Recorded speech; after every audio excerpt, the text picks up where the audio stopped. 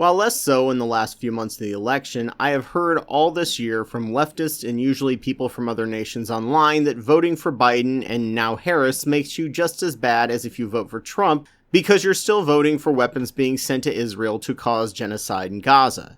You are giving them your power of your vote.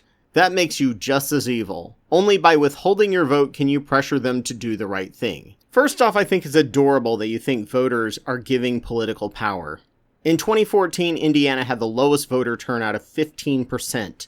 This was topped the next year when Kentucky had 14% turnout and a very popular Democratic governor with 60% approval rating lost to a Republican everyone ended up hating.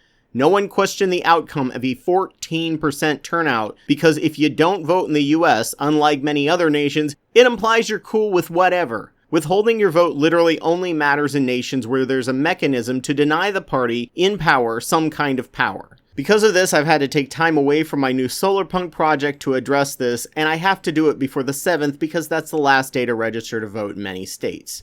In many parliamentary systems, if no one makes a certain cutoff in votes or turnout, they have to go back to the polls. There is nothing like that in the US. We run on clockwork, and the outcome of the vote is just that. Between the Electoral College, gerrymandering, and 2 senators for every state, no matter the size, which means Wyoming voters have 62 times the voting power of a Californian, the Democrats have to win by a landslide just to break even. It's exactly because of this the Republicans decided that releasing Project 2025 was not going to be a party-ending exercise, even though everything in it would eliminate all checks and balances and create a strongman leader where corruption is the name of the game. Levels we haven't seen since the Gilded Age, when unions were literally mowed down with gunfire with zero repercussions. In 2022, Democrats lost the House, even though people pretty much all voted the same party affiliation as in 2020. Gerrymandering was just in full swing, causing a drastic shift in results. In this election, many of those gerrymandered maps have been overturned by the courts, so we have a real shot of retaking the House.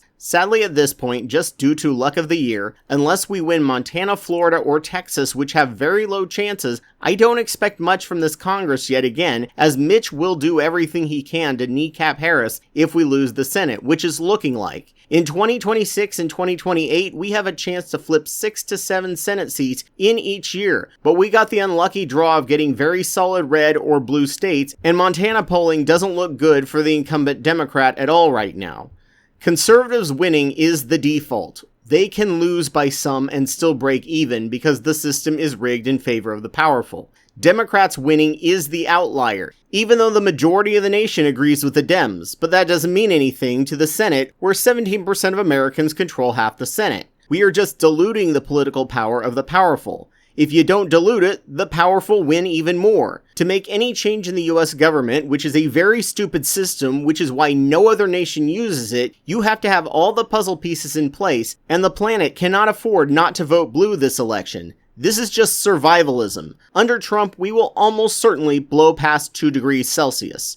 Many internet leftists see Trump and Harris as both the same, either both liberal bourgeois candidates or both fascist candidates. This is disingenuous at best and just plain stupid at worst. Both parties have a very authoritarian streak, especially when it comes to cop worship, but authoritarianism and fascism are not even remotely the same. Fascism has characteristics that is literally no coming back from it without a world war which the planet will not survive from. I actually had tried to write up a script to reply to 2 internet leftists this year, but between work, depression meds needing adjusted, and attempts to make progress on my coding and my latest solarpunk channel, which involves a much more coherent strategy for direct action than anything I've ever seen out of the left, I never got around to it, so I will address all of these claims now. There are 2 main side points I want to address from one foreign leftist who I admire in every way except when he starts telling you how not to vote or you're just as evil. There is a reason I don't comment on other nations' politics. Their political nuances are too complex. The US is broken and Dems have to win by a landslide just to break even,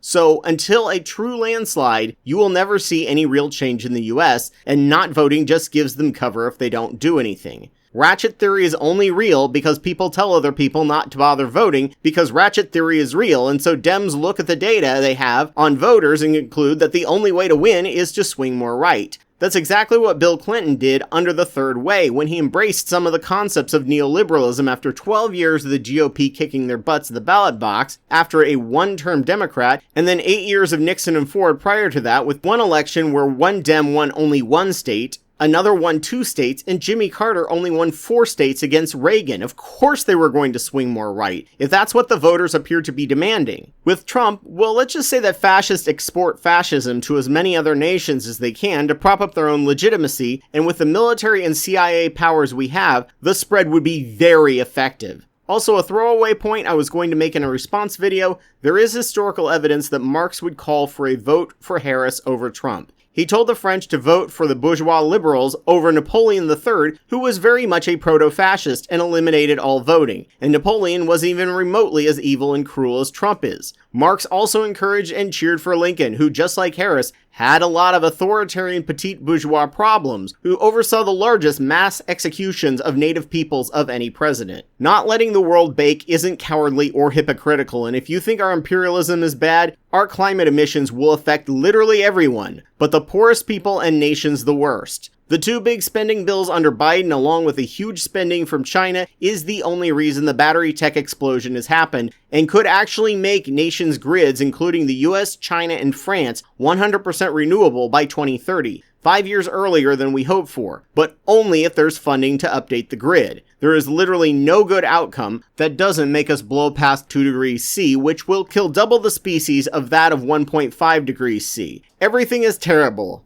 A vote for Dems. This is the real nightmare trolley car problem, and your choice is double the species die off, Ukraine and the West Bank get destroyed, there's also no check on corporate corruption at all, unions get crushed, as does free speech, and the ability to even vote is possibly up in the air with this horrible Supreme Court that will plague us for decades. On the other hand, we have Gazans getting bombed, and Bibi has complained that Biden has pushed for some restraint. Our choice is that or a burning new Gilead where women have 0 rights at all. They are literally talking about tracking women's periods. You should vote, which takes between 1 hour to 1 day if you're in a minority in a red state, sadly, every 2 years, and use direct action to create change in American mindsets. But, one versus the other, for the amount of time spent on voting, it gets you the most bang for your time. Direct action requires constant, non-stop effort that can take literally decades to see any change, especially if you don't vote for the candidates who might be open to said change, or at least not crushing or arresting you for doing or saying it. If you are serious about not voting, you had better be working on building your sustainable commune and unions, though both could be crushed easily, just like Nixon did to the Black Panthers.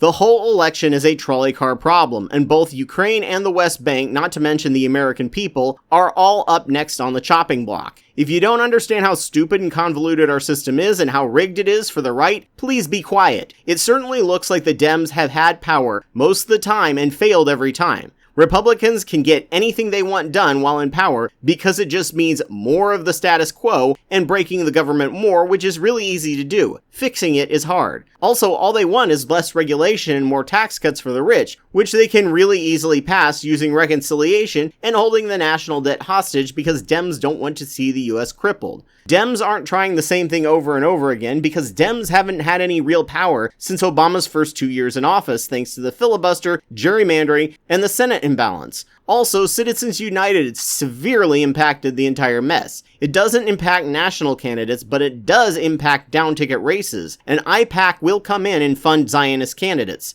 80% of all Dems in the House and Senate were pro-IDF, which is why even if Biden wanted to stop sending weapons, which is possible he may have, Congress could easily override him, so he didn't bother to and make the party look divided. And we lost 2 anti-IPAC candidates in the primary, so the message to Dems is don't cross IPAC or you can't win the way GOP views the NRA. This is why we must have a plan going forward for 2026 to primary out any Democrat who voted to send arms to Israel and show them they actually can win without IPAC and be using direct action now to make the government in power hear our displeasure. In 2016, people withheld their vote to Hillary, and we got a 6-3 Supreme Court stripping millions of essential rights, which would have gone the exact opposite had she won. Wow, you sure showed her by not giving her your power. Now we have this extremely messed up court for decades, killing anything the Dems put forward unless the Dems can get enough Senate seats to pack the court, and that's assuming the GOP doesn't just do that themselves if they get elected. There are two parties in the US thanks to Duviger's law, one that actively crushes all opposition and destroys free speech, which has allowed for the leftist ideas to spread for the first time in half a century, and one that at least protects free speech, even if local governments suppress political direct action. Under Trumpian fascism, we will most likely end up getting House on Un-American Activities Committee witch hunts, crushing all the forward momentum leftist ideas have accomplished over the last decade since Bernie made people aware in America that socialism isn't actually evil. The left doesn't have the numbers yet for any form of revolution, even though they're delusional that the US people will rise up with them if they engage in accelerationism, and Trump taking over would ensure that censorship and oppression would come back with a vengeance. Harris will ensure leftist thought has a chance at least to continue educating and shifting the voting population. The right knows this and are gleefully helping you spread the idea that voting doesn't work because they are salivating at sending anyone to prison or forcing loss of jobs if anyone dares utter a leftist sentiment like what happened in the 1950s. The 2024 US presidential election is the most clear example of the trolley car problem. If you do nothing, the most powerful military in the world will fall to fascism, which will work hard to spread fascism in other nations, which will almost certainly reach 2.5 and possibly even 3 degrees, killing billions.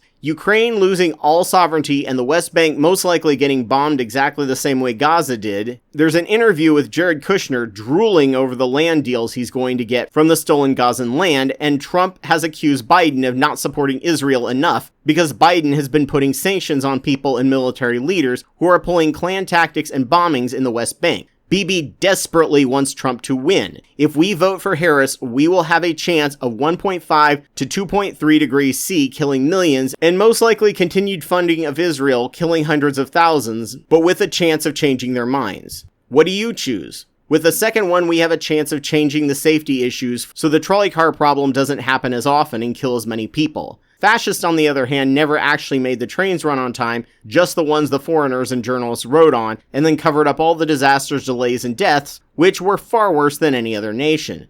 4 states have ranked choice voting on their ballots and could triple the number of states who no longer have to vote for the lesser of two evils and could drastically give third parties a chance, boosting their nationwide power and donations. It's easy to not pull the switch and just not vote. No blood on your hands and your mind. But we had better see your direct action making up for it at the same rate that Trump can destroy everything. That's the issue of the trolley car problem. If you can but do nothing, are you just as guilty as killing these extra people? Or are you innocent for not doing anything so your hands are clean and the situation just goes the way it was preordained? It's an ethical paradox and everyone has to choose for themselves if doing nothing is ethical or doing at least something is ethical. Either way, thanks to the veil of ignorance, there's a high likelihood the person on the track will be you. And any terrible thing caused by acceleration will hit the poor and disabled and vulnerable the most on a grand scale before the able and middle class decide that it's too much. And even then, it was the middle class, not the poor, who voted for both Hitler and Trump.